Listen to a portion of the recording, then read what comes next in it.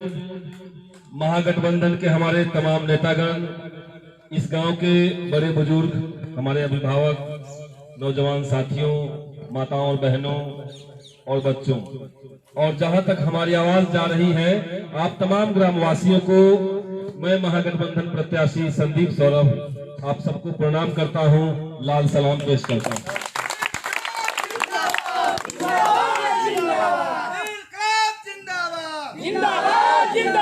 आज बिहार में चुनाव होने जा रहा है और जब चुनाव की बात होगी तो उस सरकार का हिसाब किताब होगा जो सत्ता में बैठे हुए हैं। पिछली बार चुनाव में हम लोगों ने देखा कि नीतीश कुमार महागठबंधन की तरफ से थे और जनता ने भाजपा को उखाड़ करके फेंक दिया था, और तब नीतीश बाबू ने कहा था कि मिट्टी में मिल जाऊंगा लेकिन भाजपा में नहीं जाऊंगा, और भाजपा में चले गए। और इसीलिए जनता इस बार तैयार है कि नीतीश कुमार को मिट्टी में मिला देना है। पूरे देश के भीतर आज भाजपा क्या कर रही है? बिहार के भीतर जो भाजपा और जदयू की सरकार है, ये क्या कर रही है? एक पूरी योजना बनी हुई है देश के अंदर, बिहार के अंदर, कि शिक्षा को बर्बाद कर देना है, सरकारी स्कूलों को खत्म कर देना है, हाई स्कूलों को खत्म कर देना है, कॉलेज को तबाह कर देना है।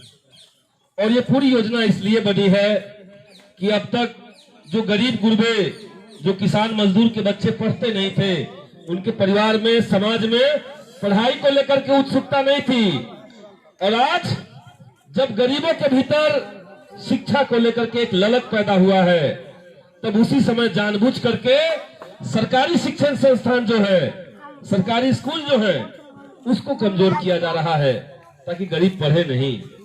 और ये इसलिए हो रहा है कि ये सरकार चाहती है, ये सिस्टम चाहता है कि जो गरीब है वो गरीब रहे। और इसीलिए इस चुनाव में महागठबंधन ने कहा है कि अगर पालीगंज के भीतर झंडे पर 3 तरह चुनाव चिन्ह विजय होता है, अगर गरीबों की आवाज पालीगंज से विधानसभा तक पहुंच जाती है, तो इस बात के लिए संघर्ष होगा कि हर गरीब का बच्चा, हर किसान मजदूर का बच्चा जो है, स्कूल से लेकर के कॉलेज तक बढ़िया शिक्षा पाए, स्कूल में टीचर हो, स्कूल में पढ़ाई लिखाई का माहौल हो, क्योंकि बिना शिक्षा का विकास संभव नहीं है, बगैर रोजगार के विकास संभव नहीं है। लेकिन ये सरकार क्या कर रही है? आप देखिए, नौजवानों के हाथ से रोजगार खत्म किए जा रहे हैं, बेरोजगारों की फौज तैयार हो गई है देश के भीतर, और जहां जहां रोजगार का माध्यम बचा हुआ था वो सब प्राइवेट हो रहा है। रेलवे प्राइवेट हो गया, पता है कि नहीं पता है? पता है ना कि रेलवे प्राइवेट हो रहा है। तो रेलवे जो देश में सबसे ज्यादा एक साल में 1.25 लाख नौजवानों को नौकरी देने वाला माध्यम था, उस रेलवे को बेच दिया नरेंद्र मोदी ने। आप देखिए, BSNL प्राइवेट हो गया, हिंदुस्तान पेट्रोलियम प्राइवेट हो गया, LIC सब प्राइवेट हो रहा है। तो यानी गरीब का बच्चा पढ़े नहीं और किसी तरीके से मेहनत करके जो पढ़ लिए उनको नौकरी नहीं लगने देंगे। ये योजना बन रही है बिहार के भीतर। विकास का शिक्षा और रोजगार जो दो सबसे पहला जो उसका आधार है, उन दोनों को तबाह किया जा रहा है और कहा जा रहा है कि विकास कर रहे हैं। आप देखिए, विकास का नजारा पूरे पालीगंज के भीतर हम लोगों ने देखा। किसानों को कोई सुविधा नहीं है। पालीगंज के भीतर जो नहरों का जाल बिछा हुआ है, उस नहर का उड़ाही नहीं हो रहा है, उसका पक्कीकरण नहीं हो रहा है, पानी जो है वो बीच तक ही खत्म हो जा रहा है, अंत तक पहुंच नहीं रहा है। कई गांव में पानी पहुंचता ही नहीं है। कई गांव है जो आज भी सड़क का अभाव झेल रहे हैं, सड़क है नहीं या है भी तो खंडहर स्थिति में है। गली नली का सवाल है, ऐसे तमाम सवाल पड़े हुए हैं। इसीलिए आप अपने घर के विकास के साथ साथ अपने बच्चों का विकास, अपने घर के नौजवानों का विकास और पूरे बिहार का विकास को देखिए, पूरे देश के लोकतंत्र को देखिए और तय कीजिए कि इस चुनाव में महागठबंधन को विजय बनाना है और एनडीए की जो सरकार है उसको ध्वस्त कर देना है, गिरा देना है। आज हम लोग देख रहे हैं कि किस तरीके से मीडिया को अपने कब्जे में करके भाजपा और नीतीश कुमार की जो सरकार है वो देश को छल रही है, उसके साथ धोखाधड़ी कर रही है। हाल फिलहाल में पूरे देश ने देखा कि नीतीश कुमार की सरकार वो सरकार है जो सबसे आपदा के समय में, खतरे के समय में, मुश्किल के समय में अपने जनता के साथ खड़ा होने वाली नहीं है। सबको याद होगा लॉकडाउन, कोरोना महामारी और लॉकडाउन के बाद ये देश का पहला चुनाव है और इसीलिए पूरे देश की निगाह बिहार की जनता की तरफ है। लोग ये जानना चाहते हैं कि जिस सरकार ने बिहार के लाखों मजदूरों को 2,000 किलोमीटर पैदल चलवा दिया, उसको जनता सजा देती है कि नहीं देती है, आज ये देश जानना चाह रहा है। आज देश जानना चाहता है कि जिस नीतीश सरकार ने लॉकडाउन लगा करके और जो गरीब परिवार के बच्चे हैं पिछले 8 महीने से उनकी पढ़ाई लिखाई चौपट करा दी, उसको बिहार की जनता सजा देती है कि नहीं देती है, ये देश जानना चाहता है।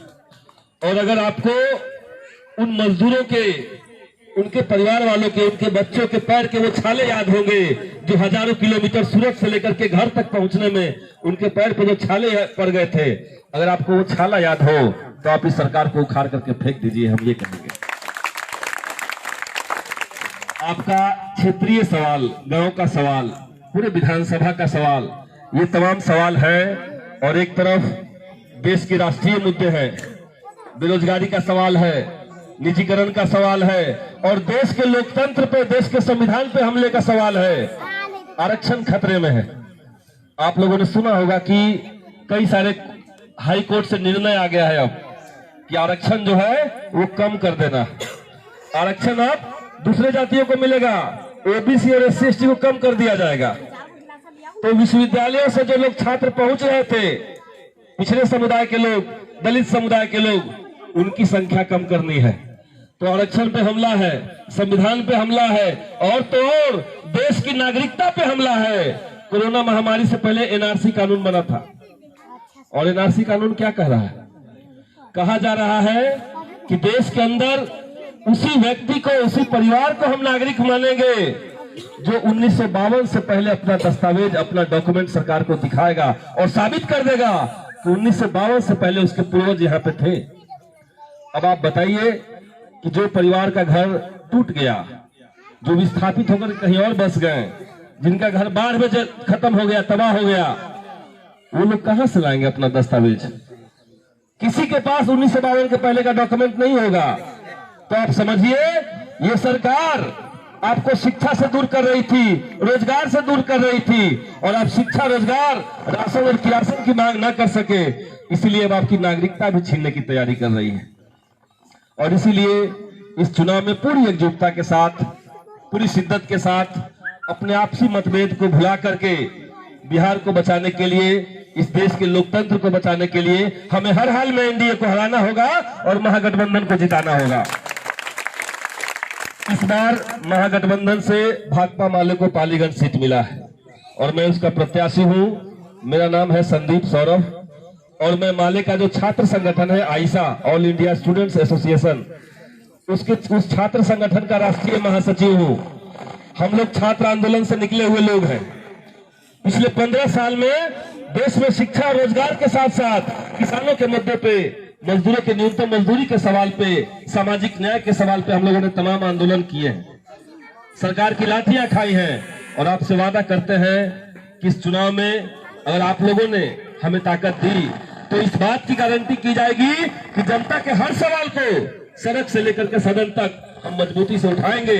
आपके बच्चों की शिक्षा का सवाल, नौजवानों के रोजगार का सवाल, किसानों के नहरों का सवाल, उनके सब्सिडी पे खाद और बीज का सवाल, इन तमाम सवालों के लिए संघर्ष चलेगा। बहुत बहुत धन्यवाद, शुक्रिया, इनकलाब जिंदाबाद।